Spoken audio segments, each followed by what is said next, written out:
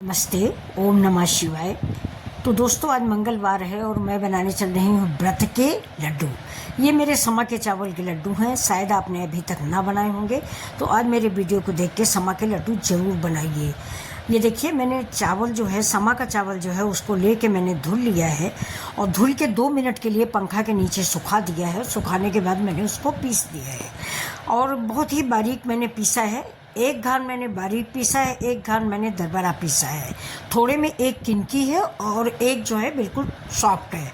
तो ये देखिए, मैंने पीस लिया है। हम अपने पैन में डालेंगे 4-5 चम्मच देसी घी और उसके बाद इसको मैं गुलाबी कलर का भून लूँगी और इसकी महक पूरी किचन में फैल जाती है। आप जानते होंगे, चावल का आटा भूनने में बहुत ही महक आती है और वो भी देसी घी में।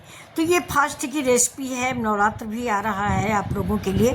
हमारे यहाँ तो सोमवार का व्रत, मंगल का व्रत, बृहस्पति का व्रत, पूरे परिवार में कोई न कोई रहता है। तो मैं ये लड्डू ज़्यादा बना के रख लेती हूँ। कभी लड्डू बना लेती हूँ, कभी बर्फ़ी बना लेती हूँ। बहुत ही टेस्टी होते हैं। एक लड्डू खा के पानी पी लो, पेट भर जाता है। अब देखिए, इसको चावल के आटे को मैं गुलाबी कलर का भूनूंगी। जब इसमें सौंधी सौंधी सी महक पूरी किचन में फैल जाएगी, तब मैं इसको उतार लूँगी।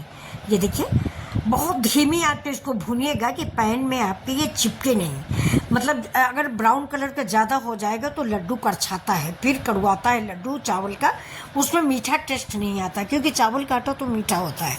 इसलिए इसको बहुत धीमी आंच पे पेशेंस रखकर भूनिए देसी घी में।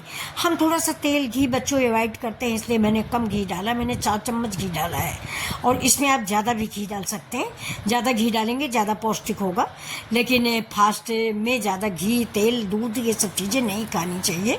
क्योंकि अगर हम यही सब चीज़ें खा के अपना हाजमा बिगाड़ेंगे तो हमारा व्रत रहने से फ़ायदा क्या है। तो एक दिन का व्रत सारी दुनिया, भगवान बताते हैं, सारी दुनिया बताती है, डॉक्टर बताते हैं। तो उस दिन भी अगर हम बहुत ज़्यादा घी या तेल या ये कहते हैं ड्राई फ्रूट खाएंगे तो मेरा व्रत बेकार हो जाएगा। अब देखिए, मैंने गैस बंद कर दिया है, लेकिन पैन गर्म है इसलिए हम उसको चलाते रहेंगे, नहीं तो नीचे से मेरा आटा ब्राउन हो जाएगा। अब इधर मैंने भगोने में शुगर डाल दिया था। 1 कटोरी चीनी थी तो 2 कटोरी पानी था, क्योंकि इस आटे के लड्डू में पानी ज़्यादा लगता है। अगर आप 3 तार की चाशनी बना दोगे ना तो लड्डू नहीं बना पाओगे बच्चों, याद रखना। इसमें चाशनी नहीं बनाई जाती, सिर्फ इतना देखा जाता है कि दोनों उंगलियां हमारी चिपकने लगे। ये देखिए, तो अगर आपके पास खोया है तो थोड़ा खोया ऐड कर दीजिए। मेरे पास खोया था नहीं और खोया मैं डालना भी नहीं चाहती थी, ज़्यादा हेल्दी नहीं बनाना चाहती थी। तो मैंने इस देखिए, चीनी की जैसे ही चाशनी तैयार हो गई वैसे मैंने इसमें 1 कप दूध ऐड कर दिया है। और ये मेरे ड्राई फ्रूट है। ड्राई फ्रूट में मैंने लिया है किशमिश 2 तरह की।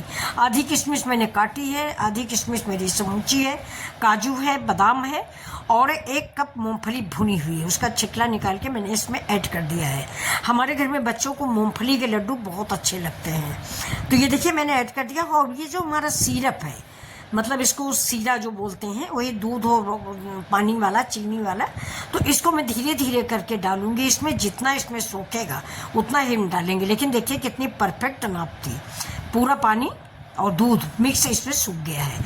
अब इसको मिक्स करेंगे। मिक्स करके इसको छाप के रख देंगे और थोड़ी देर बाद ही इसका मैं, जैसे ही आटा हमारे छूने वाला होगा, अभी तो बहुत गर्म है, हाथ मत डाल दीजिएगा, नहीं तो चीनी की चाशनी है, हाथ जल जाएगा। तो ये देखिए, मैंने छाप दिया है। अब मेरे लड्डू बनने लगे हैं। अब देखिए, मैं 5 मिनट में सारे लड्डू बना के रख देती हूँ। अगर आप इसको थोड़ा सा चाशनी ज़्यादा डालेंगे और खोया ज़्यादा डालेंगे तो इसको आप थाली में जमा दीजिए, बर्फ़ी भी बन जाएगी। लेकिन मैंने लड्डू बनाया है, ज़्यादा मेहनत नहीं है कि छापो, काटो, रखो। तो मैंने देखिए लड्डू बना के रख दिए हैं। ये कम से कम 2-3 मंगल, 2-3 बृहस्पति और सोमवार को 2-2 लड्डू हो जाएंगे। अब उधर या तो हाथ में घी लगा लीजिए तो लड्डू बिल्कुल